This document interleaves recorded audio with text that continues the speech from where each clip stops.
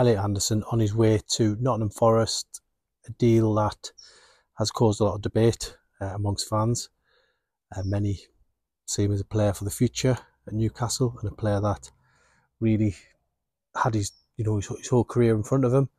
Some people are saying that the money Newcastle are getting for him is great money, and it's a great deal that Newcastle should have been doing. For me personally, I think it's been a brave move from Newcastle, and given everything that's happened in the last few weeks, if many people could have picked a player that was going to be leaving the club during this PSR craziness, I don't think a lot of people would have picked Anderson, because really you look at him, he's a player who can play across the midfield. You can put him further up top as well if you need to. He's got an attacking instinct, and as I say, he's still very young. He's still got a lot of distance to run, and if somebody unlocks that potential in him, then I think he's going to be a real star.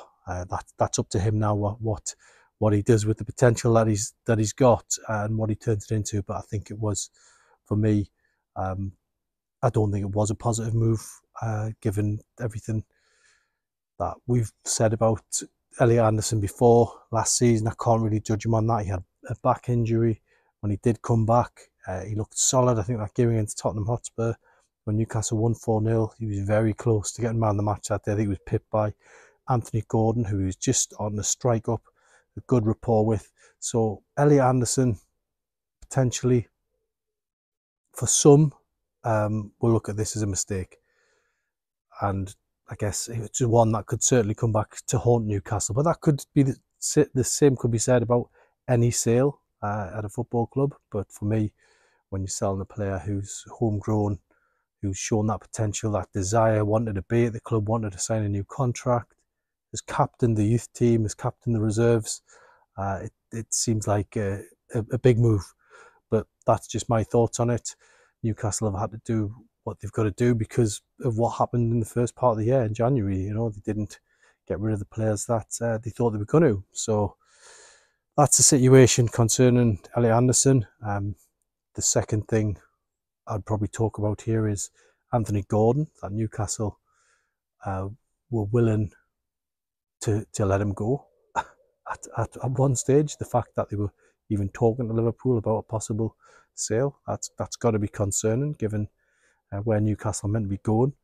And that for me was a surprise, that Newcastle were prepared to talk to a rival club about potentially losing the top player, and a player that's has gone on and shown he's good enough to get in the England squad in a very competitive field, with the likes of Grealish and Maddison left at home this summer. So that perfectly brings me on to my next point. England, yeah, I mean, have you ever been more subdued after seeing England qualify for the quarterfinals of a knockout stage of a major tournament?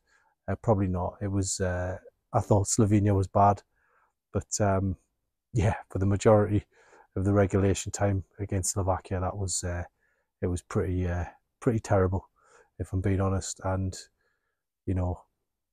talk about celebrations at the full-time whistle, more relief, and you almost feel embarrassed to celebrate after the way England played for the majority of the 90.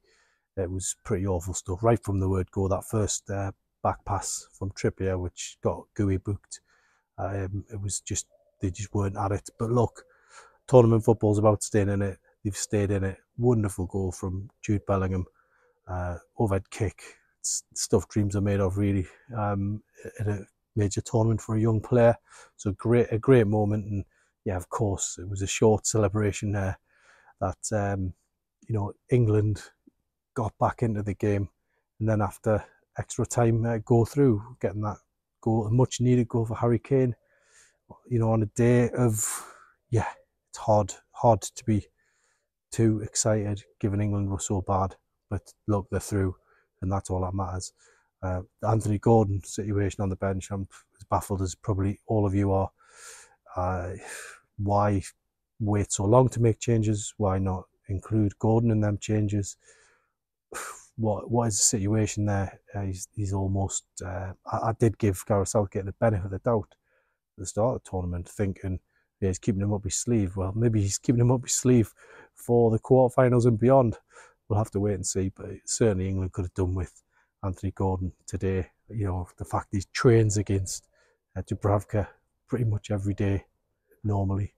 You know, he knows his weaknesses, and that result could have perhaps been resolved earlier. But there you go, England are through. They now face Switzerland, another familiar face, Fabian Schär, on Saturday night.